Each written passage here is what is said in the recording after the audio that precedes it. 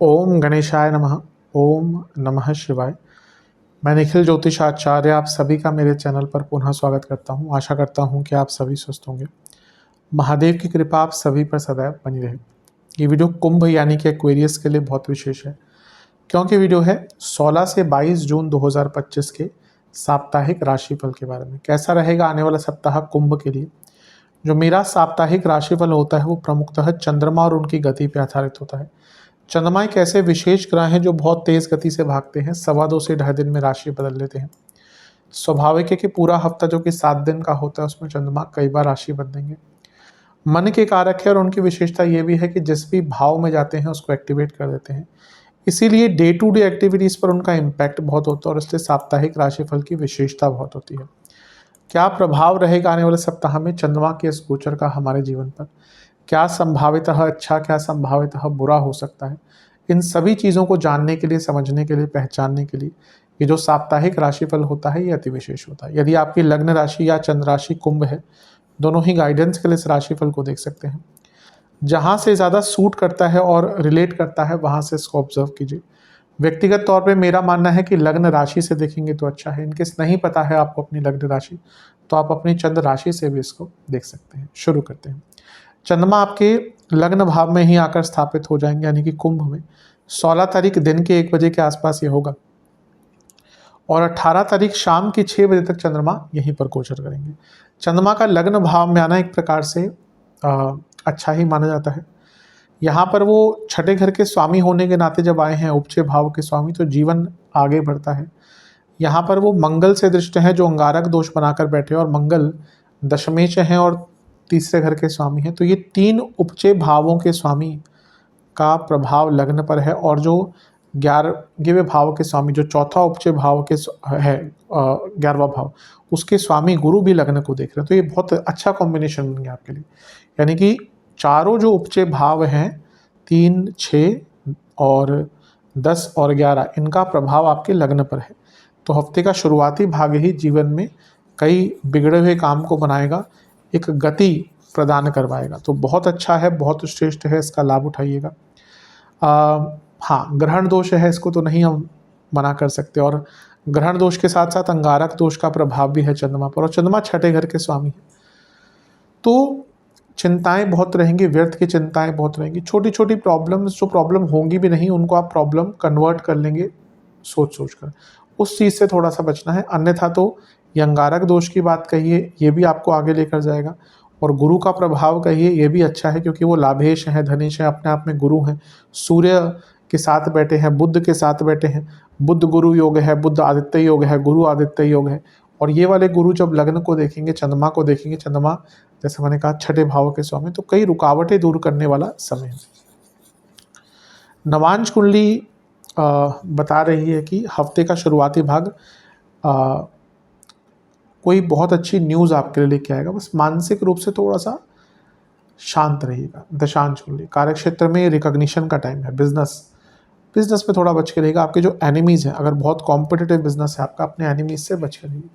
Love life में एक ही दिक्कत दिख रही है कि आप एक दूसरे को समझ ही नहीं पा रहे हैं। वैवाहिक जीवन, पैसों को लेकर बहुत झगड़े हो सकते हैं। स्टूडेंट्स, आपको अगर आगे बढ़ना है तो अपने आप को आत्मीय तौर पर स्ट्रॉन्ग करना पड़ेगा, जब आप अभी नहीं कर पा रहे। जहाँ तक सेहत की बात है, पेट के रोग, स्लीप डिसऑर्डर और इन्फेक्शन, सर्वाष्टक, आपका तीसरा भाव अत्यंत बड़ी है। ये बता रहा है हफ्ते के शुरुआती भाग में कोई यात्रा का योग भी आपका बन सकता है। 18 तारीख शाम के 6 बजे के आसपास चंद्रमा राशि बदलेंगे और आपके दूसरे भाव में आकर बैठ जाएंगे, यानी कि मीन में। और 20 तारीख शाम के 10 बजे तक उनका जो गोचर है वो वहीं पर रहेगा। चंद्रमा का धन स्थान में आना एक प्रकार से अच्छा ही माना जाता है। जब भी चंद्रमा 10वें घर में आते हैं तो ये धनागमन का सूचक होता है। सॉरी, दूसरे घर में आते हैं तो धनागमन का सूचक होता है। और वो लग्नेश हैं, लग्नेश के साथ बैठे हैं और छठे भाव के स्वामी हैं। वो लग्नेश के साथ बैठे, लग्नेश नहीं है, वो लग्नेश के साथ बैठे हैं और छठे घर के स्वामी हैं।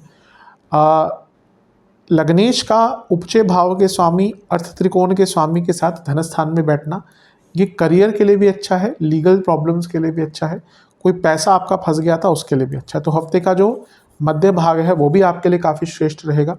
मंगल की दृष्टि अभी भी बनी रहेगी, और मंगल क्योंकि दो उपजे भावों के स्वामी हैं और ऊर्जा युक्त मंगल है, अंगारक दोष युक्त मंगल है, तो धन कमाने के जो मौके हैं उनको आप हाथ से जाने नहीं देंगे।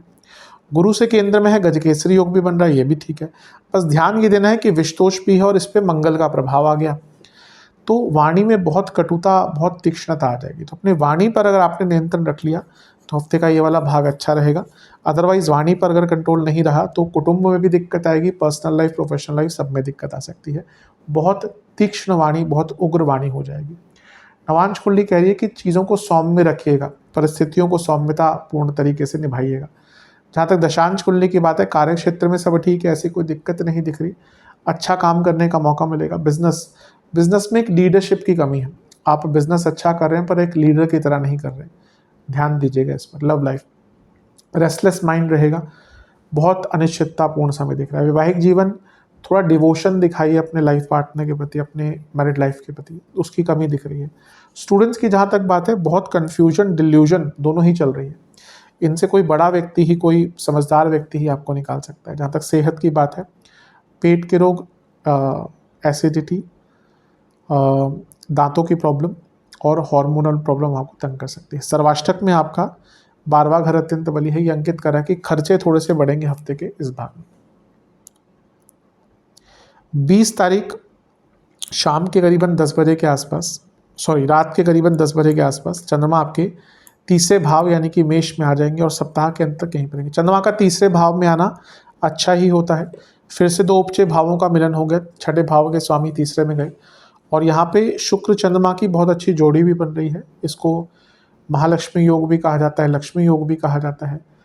चंद्र शुक्र की जोड़ी अपने आप में बहुत शुभतापूर्ण एक जोड़ी है। जैमिनी जी ने तो इसको बहुत अच्छा एक योग बना है शुक्र चंद्रमा की जोड़ी को। जिनकी कुंडली में भी यूजली शुक्र चंद्रमा अच्छा बैठे हैं, वो बहुत परिपूर्ण जीवन, बहुत अच्छा जीवन जीते हैं, रोमांटिसाइज, बहुत क्रिएटिविटी रहती है और पैशनेटली अपने जीवन को जीते हैं। वैसे ही जब तीसरे घर में शुक्र चंद्रमा यानी कि अपने पैशंस, अपने हॉबीज़, इन पर ध्यान देने का टाइम है, जीवन में आगे बढ़ने का टाइम। अच्छा, शुक्र आपके भाग्येश हैं और योग कारक ग्रह हैं और उपचय भाव के स्वामी के साथ उपचय भाव में बैठ गए, यानी कि कई अटके हुए काम बनेंगे, कई रुके हुए काम बनेंगे। चौथे घर के स्वामी अपने से 12वें में है यानी कि शुक्र, और छठे घर के स्वामी के साथ बैठ गए। कोई घर नहीं बिक रहा था, प्रॉपर्टी नहीं बिक रही थी, कोई लीगल ट्रबल चल रहे थे प्रॉपर्टी को लेकर, वो प्रॉब्लम भी आपकी यहाँ पर सॉल्व हो सकती है। तो हफ्ते का ये वाला भाग जो है काफ़ी अच्छा है, इसका लाभ उठाइएगा। हफ्ते के जो शुरुआती भाग है उनके कंपैरेटिवली हफ्ते का अंतिम भाग काफ़ी अच्छा रहेगा। केतु की दृष्टि है तो कोई अटके हुए कार्य जो बहुत लंबे टाइम से अटक रहे थे उनको भी पूर्ण किया जा सकता है। यात्राओं का योग यहाँ भी बन रहा है और जीवन की यात्रा भी आगे बढ़ेगी। कुछ बहुत पैशनेट, कुछ बहुत ऐसी चीज़ जो आपके दिल के बहुत पास है, उस चीज़ को करने का मौका मिलेगा। नवांश कुंडली साहब बता रही है धन योग है, लक्ष्मी योग है, बहुत अच्छा टाइम है धन आगमन के लिए। दशांश कुंडली कार्य क्षेत्र में कुछ बड़ा करने का मौका, कुछ क्रिएटिव करने का मौका। बिजनेस में अभी भी संभल के रहिएगा। जैसे मैंने हफ्ते के शुरुआती भाग में कहा था, ऐसा नहीं कि काम नहीं मिलेगा, टाइम अच्छा नहीं। अगर आपका बिजनेस बहुत कॉम्पिटिटिव बिजनेस है, अपने कंपटीशन को, अपने कॉम्पिटिटर्स को लाइटली मत लीजिए। लव लाइफ, आत्मीय तौर पर कनेक्शन बेटर कीजिए, उसकी कमी बहुत दिख रही है। वैवाहिक जीवन ठीक है, एक दूसरे की इच्छाओं को जानने का प्रयास कीजिए। अपनी इच्छाएं तो हम एकदम जाहिर कर देते हैं, मेरे मन में ये है वो है। अगर थोड़ा सा हम अपने लाइफ पार्टनर के बारे में सोचना शुरू कर दें तो चीज़ें बहुत अच्छी हो जाएंगी। स्टूडेंट्स, आपका ध्यान बहुत भटक रहा है, हर उस जगह पे जाएगा जहाँ पर एक स्टूडेंट का नहीं जाना चाहिए। सेहत के हिसाब से पेट के रोग, एसिडिटी, हार्मोनल प्रॉब्लम, गले के रोग, सर्वाष्टक में आपका तीसरा घर बलिए। हफ्ते का अंतिम भाग बहुत प्रोडक्टिव आपका जाएगा। उपाय के स्वरूप में ओम सूर्य पुत्राय नमः मंत्र का 21 बार जाप करके शनिदेव को एक सरसों के तेल का दिया अर्पण कीजिएगा।